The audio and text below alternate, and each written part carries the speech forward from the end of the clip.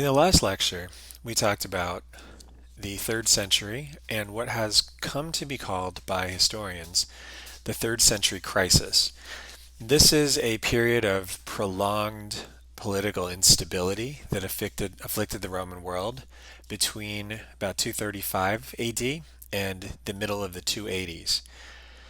Now, the 3rd century crisis is something that has usually been talked about in political and to some degree economic terms.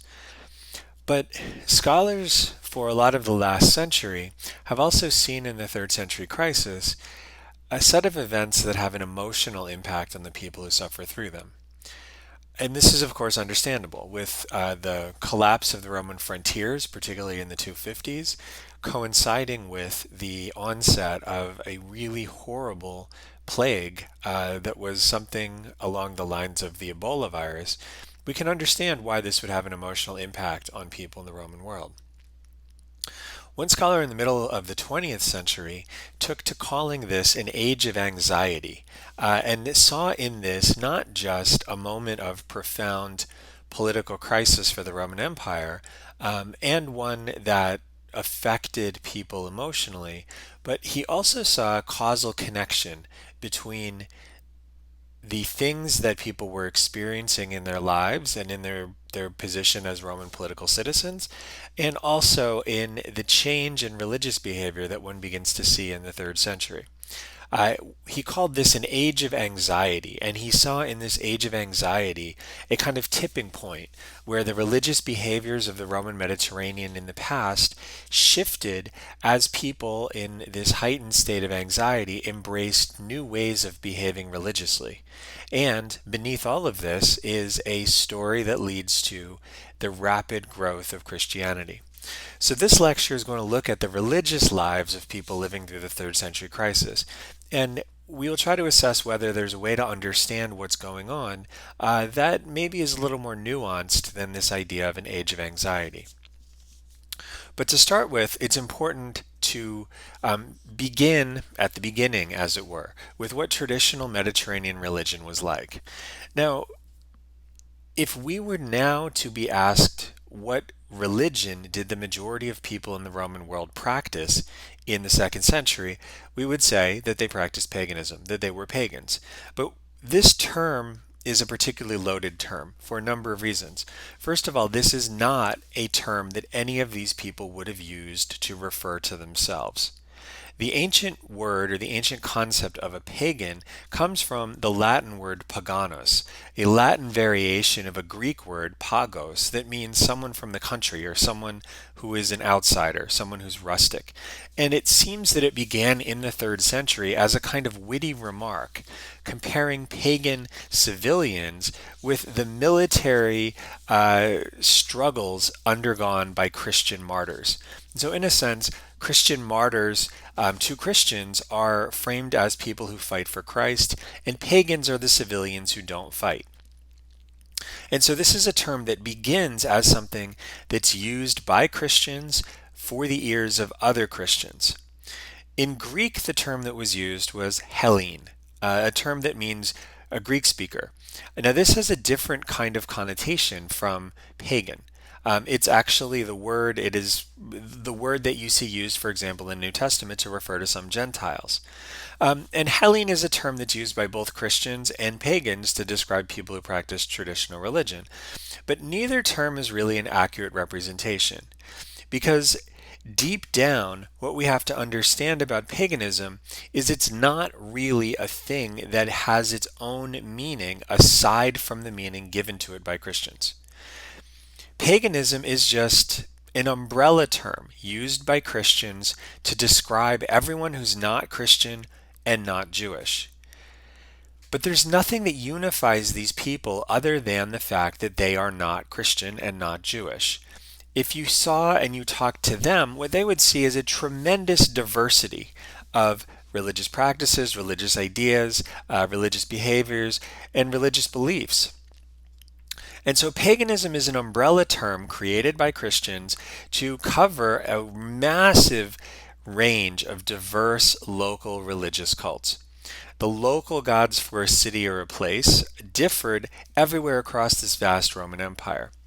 And the people who are grouped by Christians as pagans do not have a commonly accepted scripture. They don't have a commonly established set of activities. They don't have weekly church meetings, like, for example, a Christian congregation would. There's no explicit moral code, and some pagan traditions would even differ quite clearly and strongly about what was tolerated. So, for example, some cults devoted to Aphrodite in the Eastern Mediterranean practiced ritualized prostitution. Other cults would have seen this as absolutely abhorrent and contrary to everything the cult was supposed to stand for. There's no orthodoxy either. Pagans could not be pagan heretics because there was nothing in particular that a pagan must believe. And everyone who falls in this category of pagan had a choice of what gods they worshipped. In fact, under imperial rule, Roman paganism was distinctive for another reason. It was a remarkably tolerant religion. You could approach whatever gods you wished, whenever you wished, however you wished. If you wanted to only worship one god, that was completely fine. If you wanted to worship 50 gods, that was completely fine too. You could have your favorite gods to whom you prayed often. You could have less favorite gods that you prayed to only occasionally. You could even have gods that you prayed to that you didn't even know the name of. So, to give you a sense of how this worked, this is a passage that comes from Aelius Aristides' Sacred Tales. This is a text that we talked about a couple lectures ago. And Aristides here is talking about a dream that he had about praying to gods at a time when the Roman Emperor Lucius Verus, a co-emperor of Marcus Aurelius, was fighting in Syria against the Parthians. And so Aristides says, on a particular day, the fifth day, I dreamed that I prayed some things in common to the gods to whom I'm accustomed to pray. Again, I prayed privately to Zeus and Ares, and then I prayed to the gods who hold Syria. Now, this, in a nutshell, explains the pagan view, the pagan worldview, this tolerant and diverse way of approaching the divine. So Aristides, when he prayed on the fifth day, he prayed to the gods he always prayed to.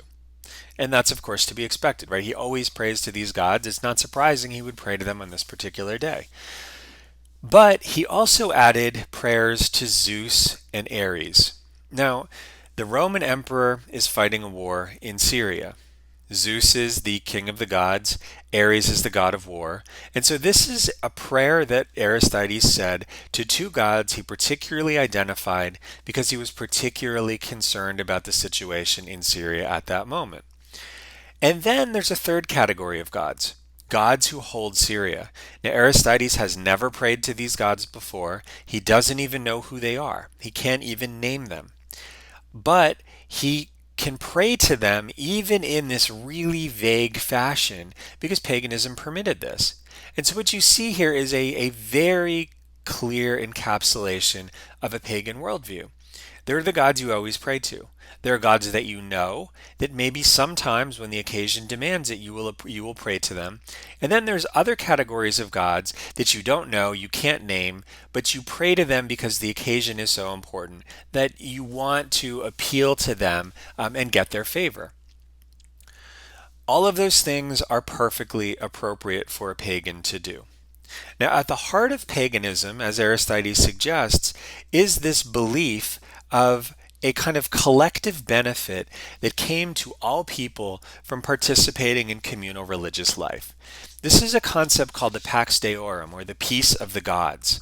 And the basic idea is that the gods all look out for the benefit of the entire community, and each person in the community does his or her part to help keep the gods happy by worshiping those that he or she sees fit. And so basically this is almost like a kind of spiritual tax. Everyone who's a citizen of the Roman Empire pays taxes to support the empire, to support the tangible activities of the Roman state and its armies. But they also have to contribute to the spiritual health of the empire. And they do this by praying to the gods, again, however they see fit, in whatever fashion is most appropriate in their view. But they collectively have a responsibility to pray to the gods, give to the gods what the gods require, and honor the gods in such a way that the gods will look out for the Roman state. So, what is it that they did to maintain the peace of the gods? One of the most important things that a Roman pagan would do to maintain the favor of the gods was to sacrifice. And this is one of the best known and sometimes most misrepresented features of paganism. So when we think of sacrifices, we think of something like this. We think of an emperor at a temple with a large animal getting ready to kill the animal. And this is a scene that we see on a silver vessel that's now in the Louvre. Now, the actual mechanics of this is quite interesting. Obviously, it's difficult to kill an animal that's this large. And so there is an entire ritual for how this is done. Basically, the animal would be brought into the temple or the temple complex. The animal would be stunned somehow, and then the animal would be sacrificed at the altar. Now, when we think of sacrifices in the ancient world, this is what we imagine. We imagine the sacrifice of animals.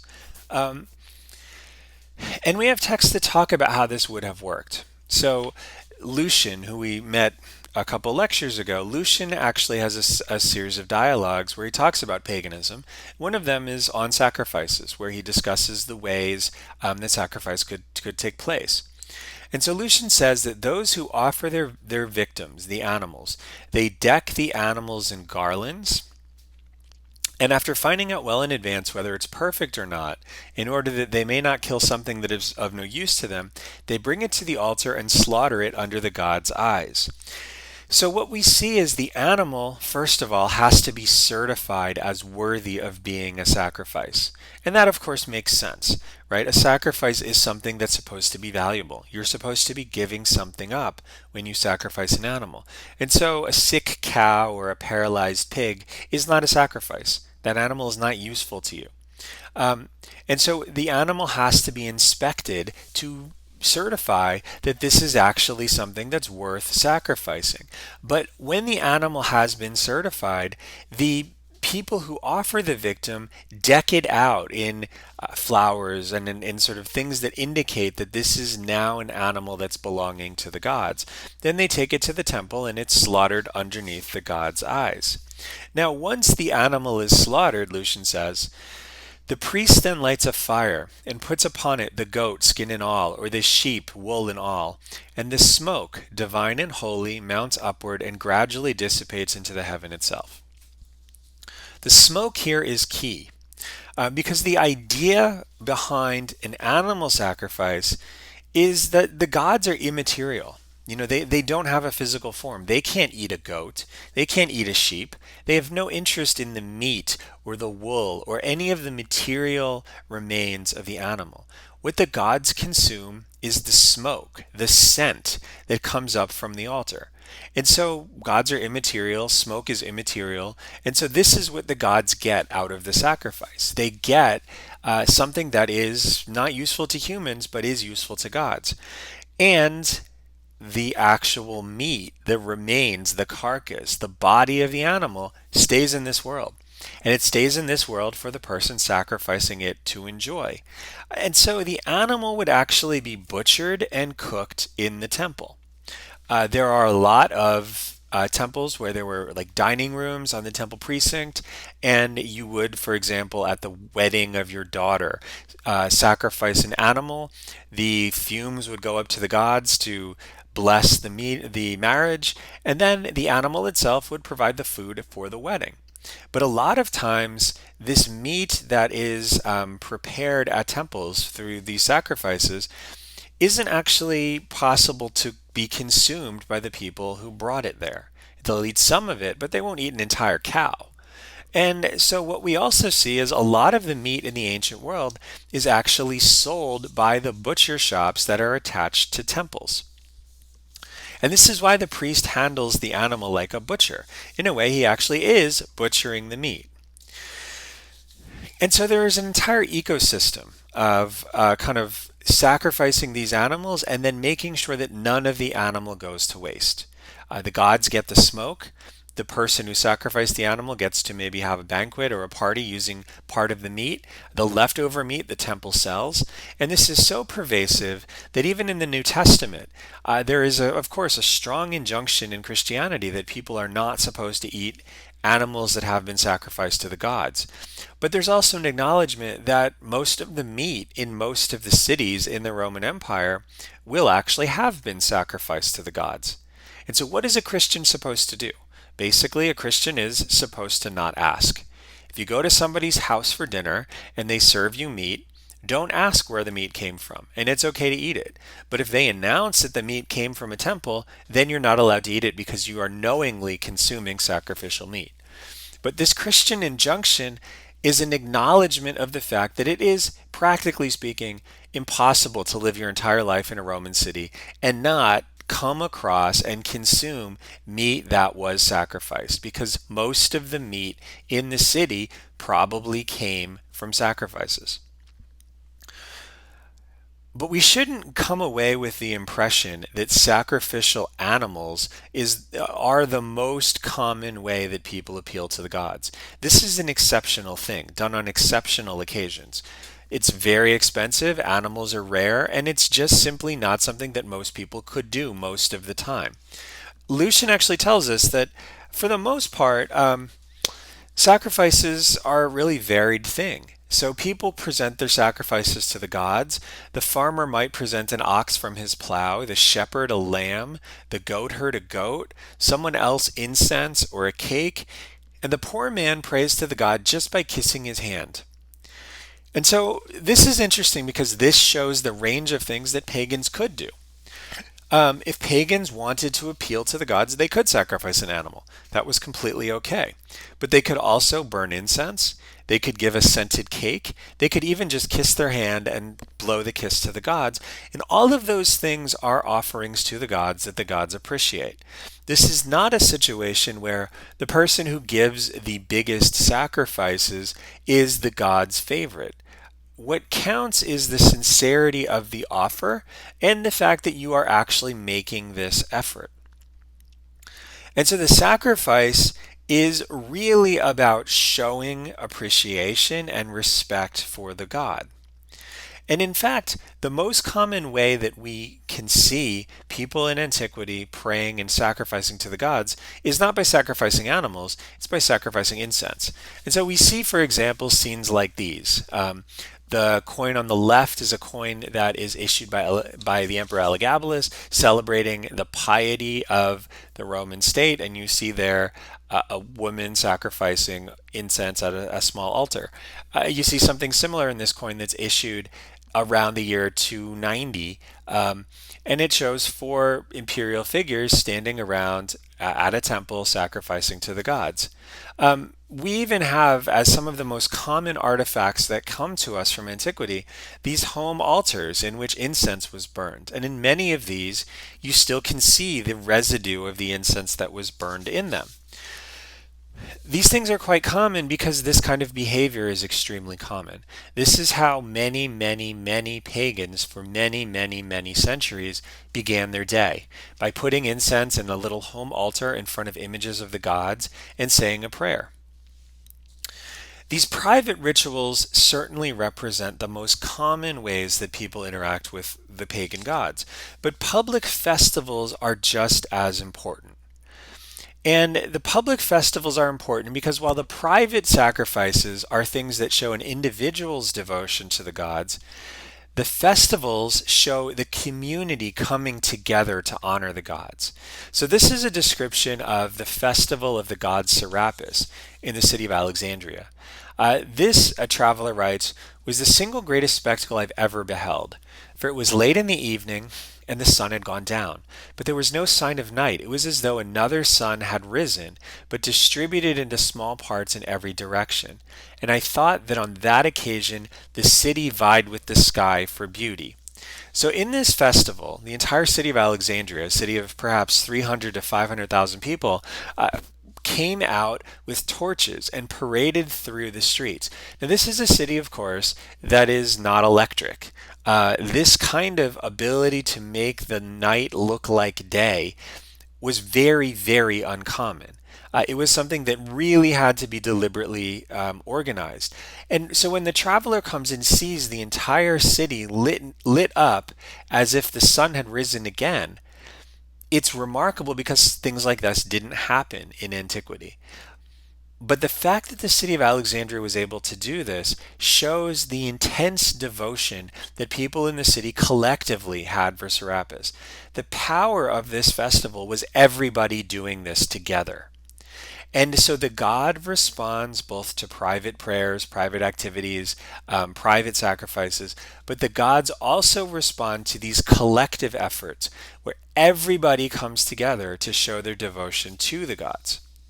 And so this is how traditional Greek and Roman paganism largely functioned.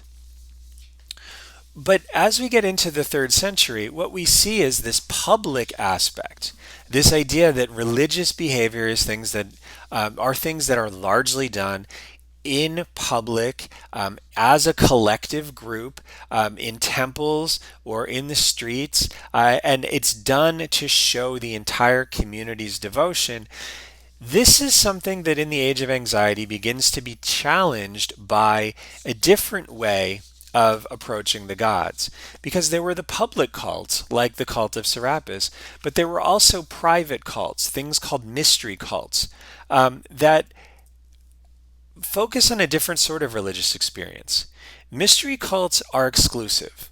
Not everybody can go in and participate in the rituals. Instead, you have to be initiated into the cult to be able to participate in what they do.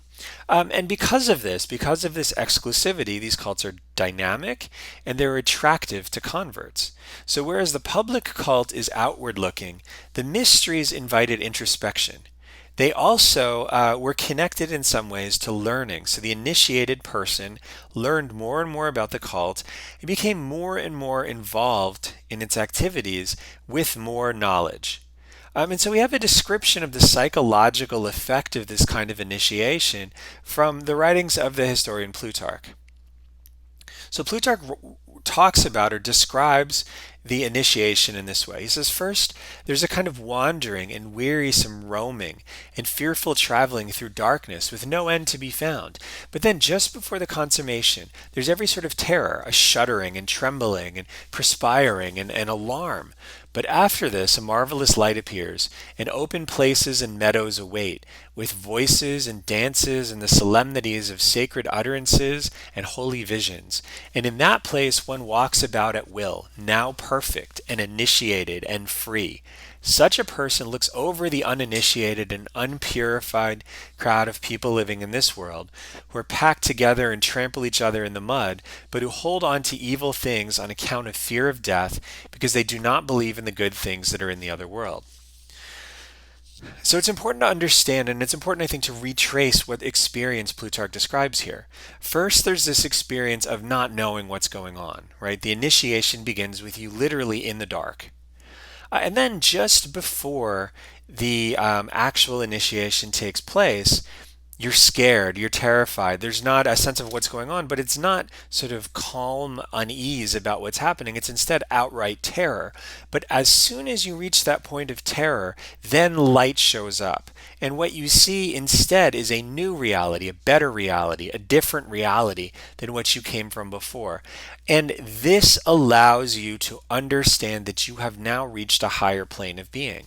You've now reached a higher plane of existence, and you can look down on those people living in the world who are packed into these crowds and trample each other in these public rituals, because you now have superior wisdom and a superior experience. And so the process of initiation is not just teaching you these ideas, it's creating an experience where first you realize that you don't know what's going on. Then you become afraid of the fact that you don't understand what's happening. And then when you achieve enlightenment, you realize that you are now different. And this is what a mystery cult does. It creates a distinction between the regular world and your participation in this cult, and it promises a kind of higher level of existence and a higher level reward than you can get in these publicly available religious practices that you see other people participating in. But part of what makes a mystery cult so attractive is this element of distinctiveness. There's a selectivity to this. Not everybody could do this, but once you're initiated, you are superior. You're a member of a closed group of followers, and you're not permitted to discuss the activities that go on in that cult. Hence the word mystery. This is a derivation of a Greek word that means secret or hidden. Now, the most famous of the mystery cults in the 3rd century was a strange thing called Mithraism. And this particular mystery cult is known primarily from the material evidence that the Mithraic devotees left behind. There's a huge number of these, and they're really, really distinctive. Mithraea, as they're called, are underground shrines located in a sort of a cave, and most of them, like this one, contain an altar with a representation of a figure with a sort of smurf cap, a Phrygian cap, slaying a bull. And this is the central iconography of a Mithraic cult. This is a better representation of it, painted on the wall of a Mithraeum. Now, the interpretation of Mithras and Mithraic devotion is something that is somewhat controversial. But the most, I think, persuasive understanding of this is that the Mithraic ritual has a strong connection to astrology. And so if you look at this representation, what you see is not just Taurus, the bull, and the Mithraic figure slaying him, but you also see astrological signs like the Capricorn and Pisces. And what this represents then is an astrological progression. And the slaying of the bull represents the dawning of a new age as a new sort of astrological sign reaches sort of the peak of the heavens.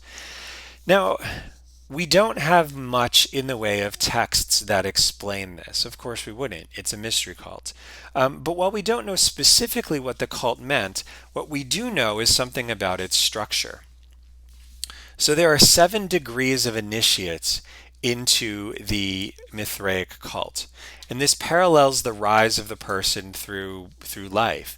And so these are the raven, the bridegroom, the soldier, the lion, the Persian, the courier of the sun, and then the highest is the father.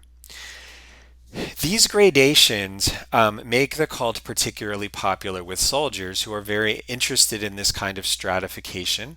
They of course live it in their daily lives, and a lot of Mithraea are associated with military camps. We also know that no women were allowed to participate in this cult. But once you go into this space, you can see the reality that Plutarch describes. This is a space in which you are not in the world. You don't feel like you're in the world. You feel like you're in a completely different environment. And you are. You're in a cave underneath the ground.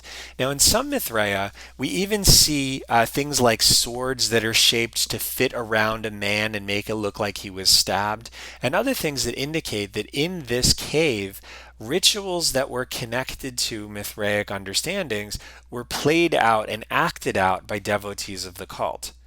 There are also communal feasts in which devotees were served by people in masks, and apparently hymns were chanted while this was done. This is very much the sort of experience of an exclusive, physically distinct world that Plutarch describes when he talks about the mystery cults. Now, the Mithras liturgy is a text that actually is preserved in a magical papyrus. This may actually be a liturgy connected to the Mithraic cult. It may not. It may simply be a magical spell almost. But it gives you a sense of what the experience of a mystery cult would be like, because almost certainly something like this was explained to people when they participated in a Mithraic ritual. So the liturgy starts like this. It says, draw in breath from the rays, drawing up 3 times as much as you can, and you'll see yourself being lifted up and ascending to a height, so that you can seem to be in midair. You'll hear nothing either of man or of any other living thing, nor in that hour will you see anything of mortal affairs on earth, but rather you will see immortal things, and you will see the gods staring intently and rushing at you. They make a long hissing sound, or then make a long hissing sound, and then make a popping sound, and say a whole bunch of nonsense words. Then you'll see the gods looking graciously upon you, and no longer rushing at you, but rather going about in their own order of affairs. And so what you see here is something on some level very similar to what Plutarch describes, right? This idea of creating something. And of course, drawing in breath many, many times as much as you can. This will be a process of kind of hyperventilating yourself. And so you will feel something different as you do this, especially if you're in a dark cave where there are scents and sounds and other things that are different from the natural world around you. And then you will be lifted or put into this different kind of sensory experience. You won't hear men anymore. You won't hear things of this earth anymore. You will instead be interacting with the gods. But people are not supposed to interact with the gods. And so when you reach that level, the gods will look at you like a trespasser. This is why they stare intently at you and rush at you. But because you are an initiate, you know the magic words. And you say these magic words that don't mean anything, that are effectively unpronounceable. And you say these magic words, and these magic words turn the gods from being angry at you and looking to destroy you to basically looking graciously at you. And you now participate in this divine world. So as you can see, this is a very different experience from traditional Roman religion. This is not standing in a crowd worshiping Serapis together to show collectively your devotion to that god.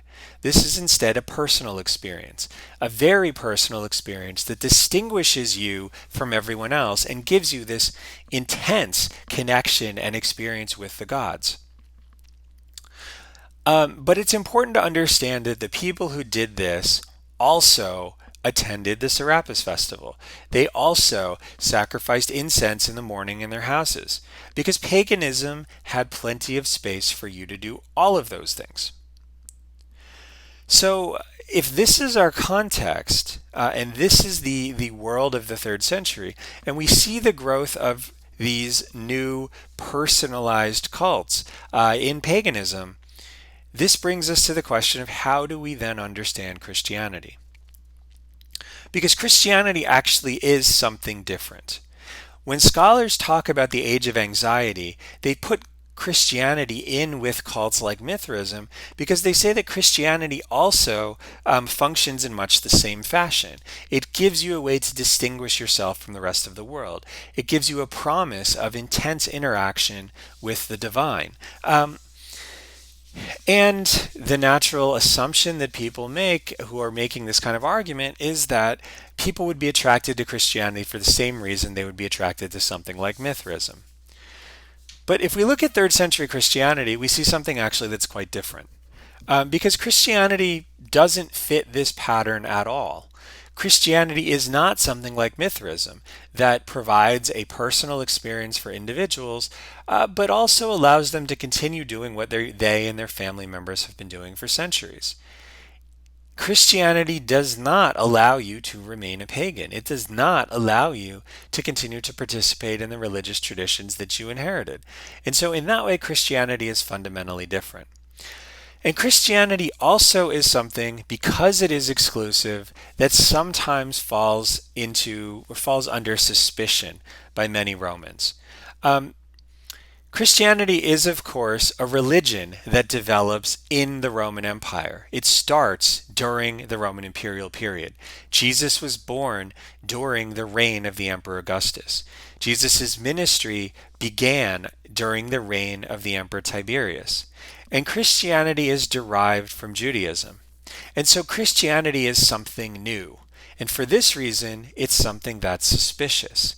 Because although Christianity derived from Judaism, and Jews shared some of the same prohibitions about participating in traditional religious life, Romans were willing to accept that there's something to Judaism that seems to work.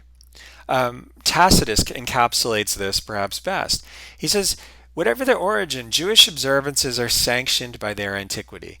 And what Tacitus is reflecting here is a very Roman way of thinking about religion. Romans believed that there's tremendous diversity across their empire, and they can't for a minute pretend that they understand all of these cults or why all these cults are the way that they are. But what they can say is if a people is still around and they do something that's weird or something that's different, or they have a religious tradition or they pray to a god that we don't understand, it must work if they're still here. Because the Jewish people, Romans did not understand Judaism. They were very suspicious of Jewish practices, but they did understand that Judaism was very old and the Jewish people were still around. And therefore, Jewish observance is sanctioned by its antiquity. Because whatever it is, we don't understand it, but they must be doing something right if they are still around. Christianity, by contrast, is new.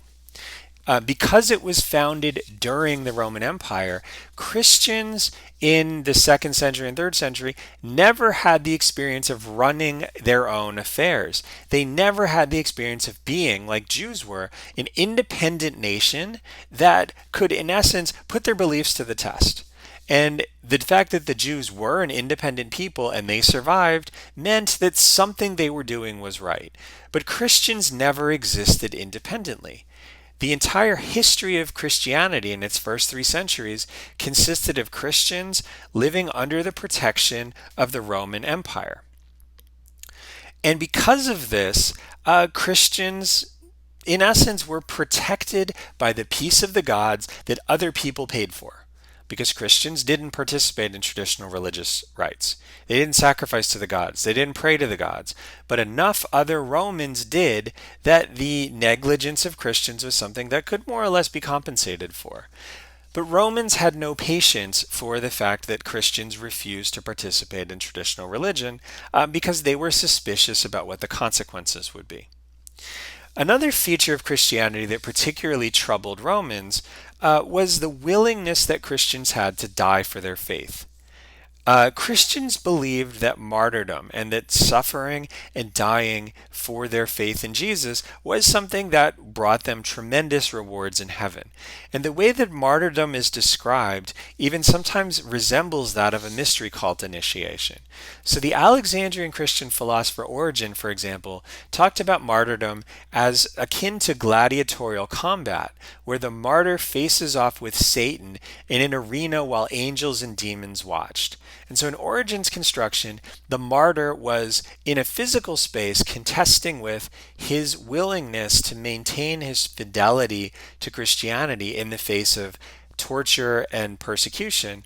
But on a spiritual plane, the martyr's soul was competing in an arena before Satan and vanquishing Satan when the actual death of the physical body occurred.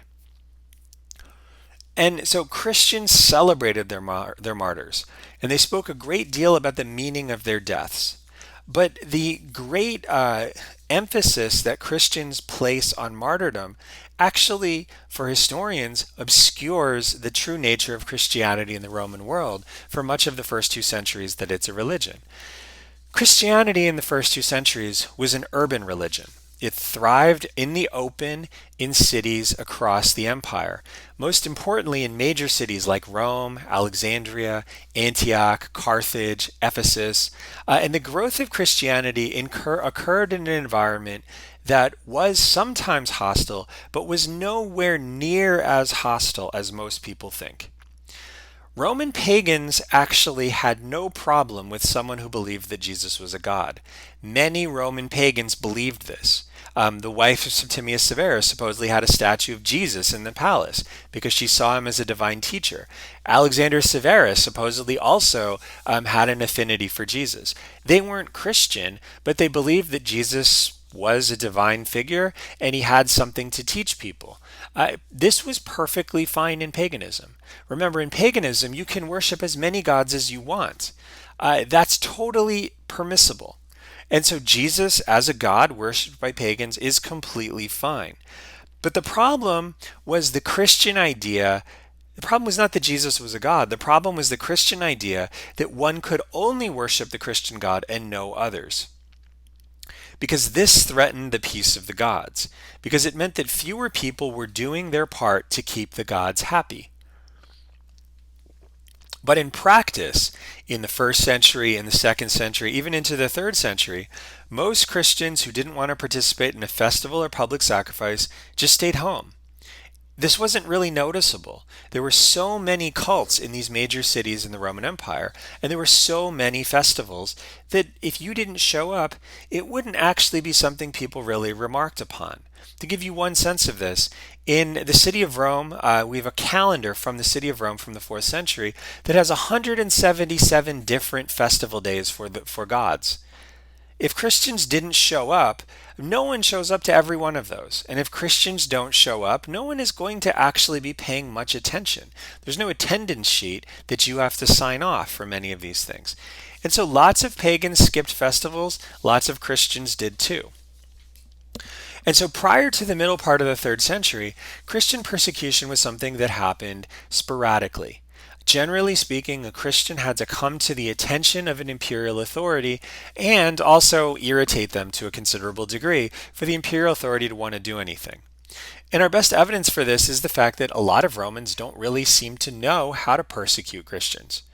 So in 112, the Roman senator Pliny is serving as a legate sent by the Emperor Trajan to go to the province of Asia and really fix maladministration or bad administration in the province. And so we have a series of letters that Pliny wrote back to Trajan asking for advice and for help on difficult questions that Trajan or that Pliny didn't ever have experience with, or where he didn't know how the emperor would want him to respond. One of those questions is this. Pliny writes, I've never been present at any legal examination of Christians, and I don't know, therefore, what are the usual penalties passed upon them, or what are the limits of those penalties, or how searching an inquiry should be made. In the meantime, this is the plan which I've adopted in the case of those Christians who've been brought before me. I ask them whether they're Christian, and if they say yes, I repeat the question a second and then a third time, warning them of the penalties involved. And if they persist, I order them to prison. For I don't doubt that whatever their crime actually may be, their inflexible obstinacy surely ought to be punished. Now, what's remarkable about this document is that Pliny was sent to Asia because he is one of the top legal practitioners and most experienced senators in the empire at that moment. He's sent to Asia to fix problems that governors who had not done their job well had kind of left festering. And so Pliny is sent not because he's an ingenue and has no idea how to run a province, but quite the opposite, because he knows how to run a province. He knows a lot about how to run a province. He knows a lot about law and its administration. And so if someone like Pliny says, I don't know what to do with Christians who are brought before me, that means that not many Christians are brought before governors. He has never seen this before. And this is an experienced administrator who should know how to do the job he's been given. So this is a rare situation. And when Trajan responds, Trajan says, you've adopted the right course. In examining the cases of those cited before you as Christians, there's no hard and fast rule that can be laid down covering such a wide question. But Christians are not to be hunted down. If they're brought before you and the offense is proven, they are to be punished, but with this reservation: if anyone denies he's a Christian and makes it clear he's not by offering a prayer to our gods, then he's pardoned, no matter how suspicious his past. As for anonymous pamphlets that are singling out Christians, they're to be discarded immediately, whatever crime they may charge. For they are not only a precedent of a very bad type, but they do not accord with the spirit of our age. And so what Pliny is told by Trajan is, don't hunt Christians out. If someone comes before you and there's a charge made against them by a person in person, then they're to be punished as long as they don't recant. But don't accept anonymous critiques. Instead, basically, only approach this problem when it's right in front of your eyes. Don't spend a lot of energy on it otherwise. And the implication here is that large-scale persecutions are not desirable. Trajan explicitly says, don't do that. Don't persecute Christians. Don't look for Christians. Don't seek this problem. If a Christian is brought before you and you have to do something about it, then do what you need to do. But don't create a problem. Don't pay attention to these people unless you absolutely have no choice but to do this. So, as we move through the second century, Christianity grows. There are more Christians in the empire.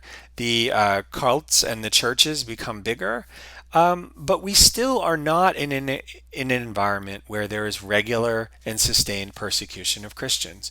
This world that Pliny and Trajan talk about, where persecution of Christians is to be rare, it's not to be sought out, and the only time you even worry about this is if someone is brought before you and charged with being a Christian and refuses to recant.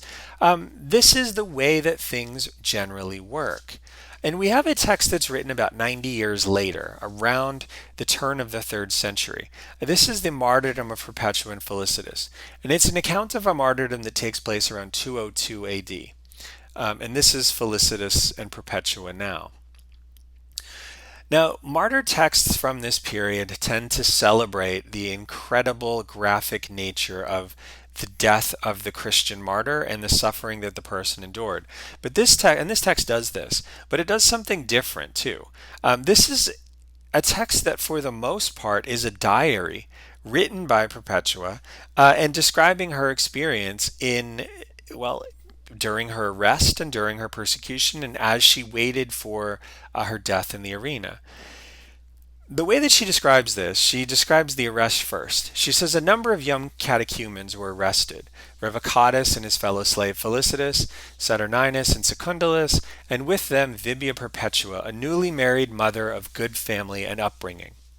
So there are a few things that we should notice about this. First of all, this is a very diverse group of people. Men and women, a noble woman, Perpetua, slaves, and people in the middle. This is kind of typical of what this church community created. These are people who are still learning about Christianity. They are, in a sense, participating in the process where they are beginning to get exposure to what it means to be a Christian and becoming initiated into the community. But what you see here is quite interesting. The social status that all of these people enjoy that are so different in the real world are leveled out in the Christian community. All of these people have the same status in the community. They are all catechumens, even though in the world some are slaves and some are noble. But after their arrest, these catechumens are sent to prison, and for some time they stay in prison, and a lot of the text describes the experiences of them in prison. They are then put on trial, and after they're convicted, Perpetua and her friends are transferred to a military prison and sentenced to fight in the games celebrating the birthday of the Emperor Geta, the son of Septimius Severus. Now, in the time leading up to the games, Perpetua has a series of divinely inspired visions in which angels and other figures appear to her. And then when it comes time for her martyrdom, the text shifts back into this world.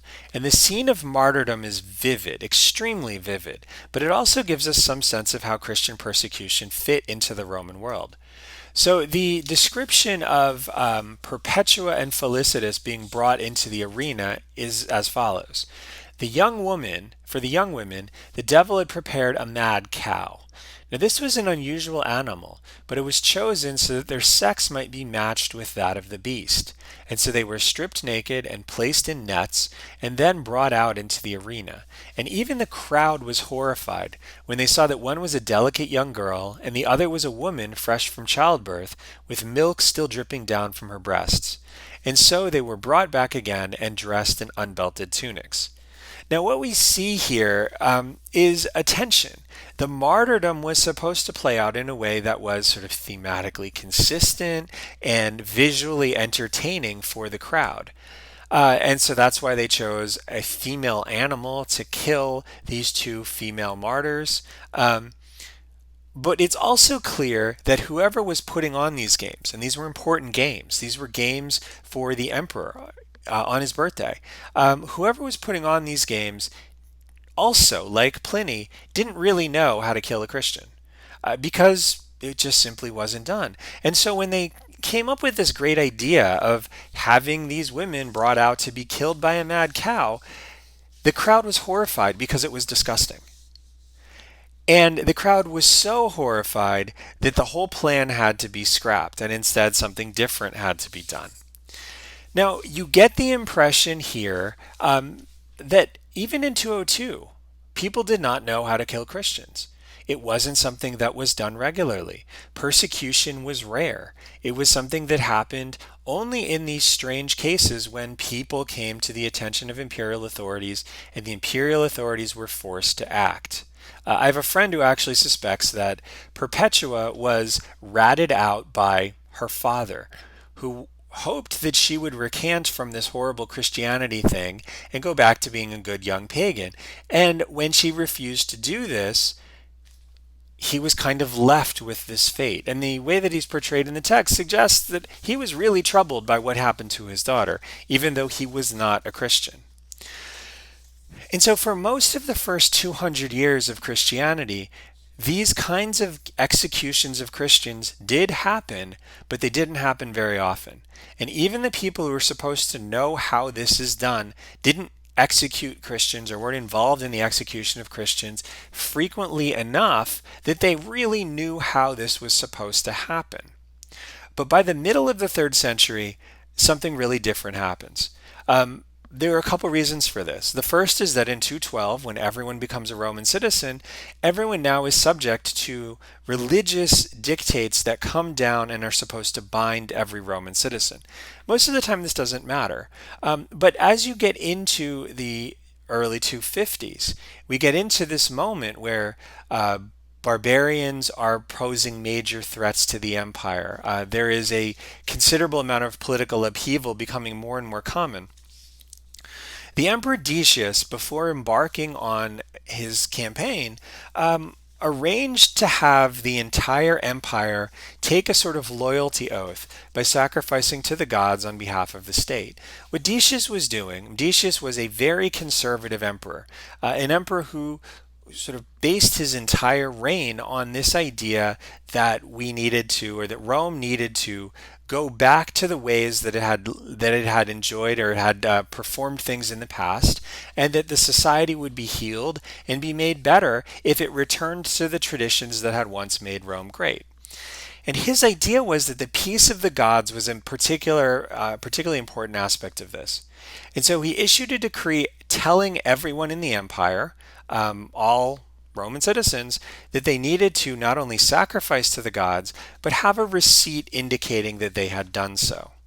Now, Decius requiring everybody to have this libellus, this signature, this document that says that they had sacrificed, inadvertently sparked the first empire-wide persecution. Decius was not thinking about persecuting Christians. He probably wasn't thinking about Christians at all. Decius's idea was Romans are being lax. They're not sacrificing. This is a problem. And they're not sacrificing because this is an age where people basically are not upholding the traditional virtues that made Rome great. So everyone should sacrifice because that's what good people do. But all of a sudden, all of these people didn't have libelli. They refused to sacrifice. They refused to show up and get this receipt. And without knowing he had done it, Decius now had started the first empire-wide persecution of Christians. Because now Christians couldn't just hide out, not attend ceremonies, and not be noticed. Now they had to actively produce a document that indicated that they had participated religiously in traditional religion. And they couldn't. And so for the first time in Roman history, large numbers of Christians were arrested. But this didn't last terribly long. Decius initiated this persecution, but Decius died in 251, killed by Goths in a war that he prosecuted badly. And he was the first Roman emperor to die in this fashion. But later in the 250s, amidst that horrible plague, Roman military defeats, and the major threat from the Persians, the Emperor Valerian began another empire-wide persecution. And Valerian, we're told, earlier in his life had actually been friendly with Christians and even had dinner with Christians on occasion. But as the empire struggled in the middle part of the 250s, Valerian made the decision that perhaps Decius was right. Perhaps something needed to be done, and perhaps a requirement that all Roman sacrifice would be a way to get the gods back on the side of the empire. It would be a way to restore the peace of the gods. And Valerian knew full well that this would target Christians. He knew full well that a requirement that everybody sacrifice would put Christians in harm's way, and he was perfectly willing to do this. So while Decius's persecution was in a sense an accidental persecution, Valerian's persecution was quite deliberate. It was the first time an emperor deliberately created a policy to target all of the Christians in the empire. And there was a huge effect. We know that major bishops of places, even major cities like Carthage, died because of the Valerian persecution. We know that there were lots of martyrs created by this, but we also know what happens to Valerian. Valerian, of course, gets captured and ends his days as a captive of the Persian Shah. And following his capture, the empire splits apart. You have the Empire of Posthumus in Gaul, you have the territory controlled by Palmyra in the east, and you have the central empire of Gallienus. And in none of those areas did the persecution continue.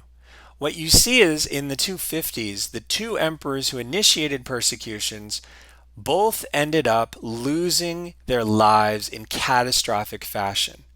And so, what Christianity enters following the suspension of the persecutions in 260 is a period called the Little Peace of the Church, where Christianity is allowed to be an open part of Roman society. Churches are built in prominent places, Christians publicly show their faith, and the Roman Empire tolerates this just as it would have any other cult.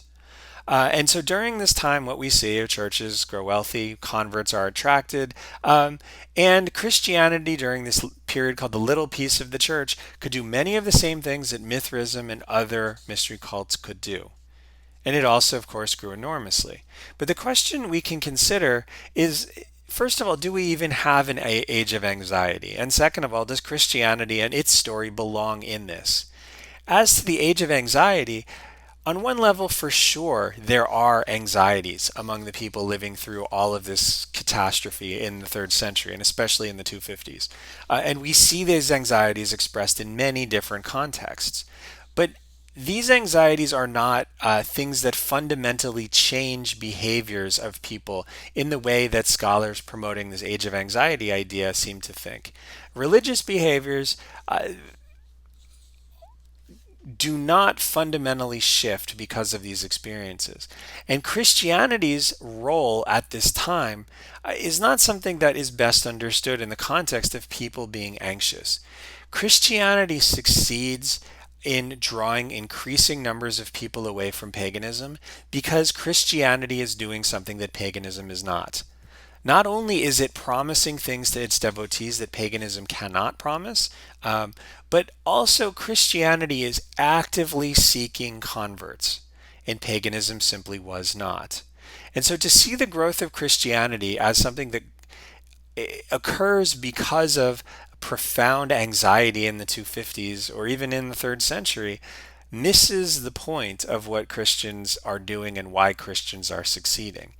They're succeeding not because people are anxious, but because they have a compelling thing to offer, and paganism does not have an alternative that competes well with it, and it doesn't really exist in such a way that it can compete or it can counteract the efforts by Christians to draw in more and more pagans into the church. So Christianity's growth is something that very much arises out of third century conditions. But I think it is very much a stretch to say that this happens because people in the Roman world at that moment are anxious or nervous or looking for some sort of religious escape from a tangible reality that they can no longer bear.